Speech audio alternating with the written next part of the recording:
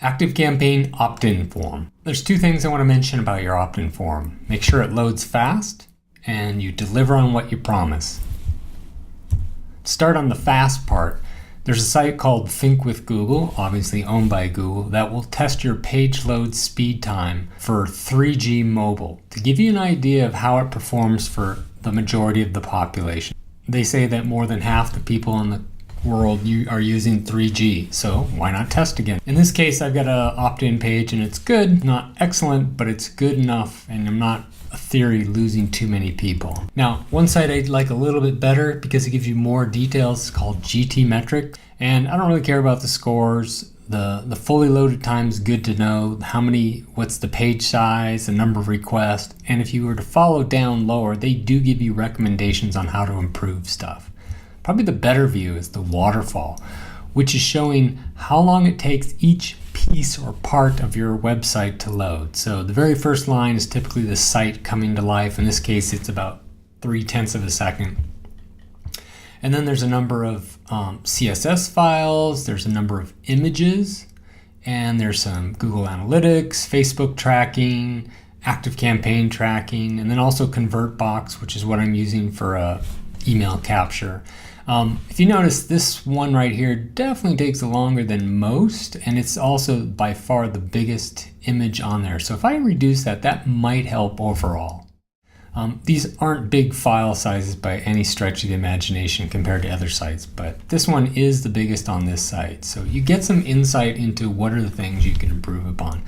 And I'll be honest, if you're using some of these page builder type services, you're probably not going to get the fastest page load speed possible, mainly because they add in extra code and things that oftentimes slow your site down. So in this case, I've got a straight up HTML site that just loads pretty darn quick. On the mobile, it looks like this. On the left is, the view you see if you were to go to that page. And you don't even have to scroll down. That is what you see, and hopefully it's pretty darn obvious what I'd like you to do, which is click here. If you do that, on the right-hand side is what shows up, which is ConvertBox taking over the page, displaying a form where you put in only your email, and a send me the IntegratePro guide. And if you look at it on the desktop, it's pretty darn straightforward. I'm not trying to get them to do anything but sign up or click here and get the guide now. There's really nothing else you can click. All these other things that you can click, like up there, this, and this logo down at the bottom, they all do the same thing. It opens up the form to get your email, and that's it. Now, here's what happens behind the scenes. So inside my ActiveCampaign account, I have three automations associated with this one web form. And I've also got a number of tags. And to be honest, I'm actually trying to filter people out. I do not want anybody on this list that isn't interested in what I'm offering. So I do make them go through a little bit of hoops just to get them to basically raise their hand and say, yes, I truly am interested. So the first thing is this IP membership sign-up automation, which looks like this. And ConvertBox puts them into here in addition to putting them on a list. And then the very first thing I do is I put them in this IP membership confirm automation.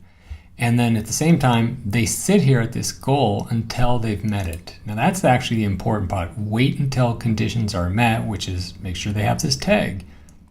So let me show you what this confirm automation does. So they get put in here basically right away. We send an email, we're asking for confirmation, and hopefully you can see it, but I'll show it to you in a minute. It's pretty obvious what I want you to do there. Click here to confirm, that big red button. And then they wait a day, wait till 8 a.m., send the exact same email again. Wait another day, wait till 1 p.m., send the same email again. Wait for a day, wait till 7 p.m., and then unsubscribe them. And then once they've done that, remove them from the other automation. So if they've gotten to this point and they're sitting here, they're going to get removed if they make it down here. What I haven't shown you yet is the goal. So in other words, if they end up having this tag applied, which happens when they click the link in the confirmation email, they skip over all this stuff, get down here and finish. If that happens, they've also met this goal and they continue on. But let me finish up by showing you what's going on in here. So these emails are all the same. All I want them to do is click to confirm. This sends them to a particular link. And what that does is it sends them to a thank you page. But more importantly, what it does is it applies a tag. So anytime they click that link, they're going to meet this goal, they're going to finish the automation. Otherwise, if they never click, I'm going to unsubscribe them and I'm going to end this other automation. Now, assuming they've clicked the goal, click that link, the confirmation link, they're going to get that tag applied, which means they met these conditions. They can go since they were waiting until that happened.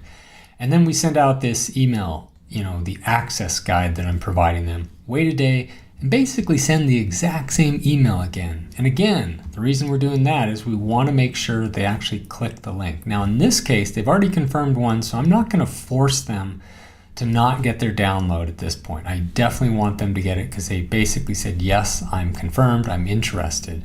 But the reason I do this here is because I want to survey them. So within this email, what I'm doing is basically this link, this is a link to a PDF file. And anytime they click one of these, it goes to the same PDF. However, they're tagged differently. In other words, is this person a do-it-yourselfer? Does this person want to have it done with them? Or is this a done-for-me type person? So I want to get a little bit of information out of them. Now, they may never click it. That's okay. It's not great. But if they don't click this first time, I send another email. However, if they click the link in here, or in here for that matter, they get pulled down here. And this is not anything that they wait for. If they get to this point, they continue on. Now, those three links in there apply separate tags, and what they have is, like I said, basically a do it yourself, done with you, or done for you. And the way I've got this set up is they can come in multiple times, as many times as they want. If they click those links as many times as they want, they'll get put in here. I've got a little logic in there to prevent them getting all of those tags. So first thing is, no matter which way they come in, we check, do they have a do not disturb tag? And the point of that is to only send them down this path once at a time for a certain amount of time. So if they already have the do not disturb, in other words, they've clicked one of these links and been tagged, they automatically just get wrapped around down to the bottom. And then what we do is if they don't have it, we apply it to basically hold them for 5 minutes, and then we start checking, do they have a particular tag? So if they have the DIY tag, we remove the other two. If they don't, we check the next one. Do they have the DWY? If they do, we get rid of the DIY, the DFY. Now they may not have these anyways, but we're still going to try and remove them just to be sure. And then finally the done for you tag, we get rid of the do it yourself and done with you. And this should never happen if they've made it to that point, but it's not a bad idea. And then finally, we remove the do not disturb tag and end the automation. Now the reason we're doing this is I only want them to have one of those three tags. And if they decide to get click happy inside their email, I'm going to only take the first one at a time. So they might click one link and then immediately click the next and immediately click the third. But really that first one's probably the one they want. And that's the reason I put in a do not disturb and wait 5 minutes. And then at this point, they've told me that they're interested. They've gotten access to the PDF that I'm offering. And they've told me a little bit about themselves so that in the future I can use that information to give them the right messaging. That's the ActiveCampaign opt-in form.